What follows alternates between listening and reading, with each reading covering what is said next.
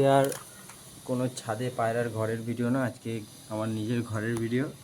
তো যে নাপ্তা পায়রাটা অসুস্থ ছিল বলেছিলাম, বিড়ালে কামড়েছে, টোসা ফোসা ফুটো করে দিয়েছিলো, এই যে সেই পায়রাটা। ন্যাজটা কেটে দিয়েছি, ন্যাজ আর ডানাটা একটু কেটে ছোটো করে দিয়েছি। আপাতত পায়রা সুস্থ আছে, জ্বরের ওষুধ সব ওষুধ খাওয়াইছি, একটু টিটেনাস দিতে হবে এবারে। আল্লাহর ইচ্ছায় যদি সেরে যায় খুবই ভালো হবে। তো কি পায়রা কিরকম হয়ে আছে দেখো, কি পায়রা কিরকম হয়ে দেখো,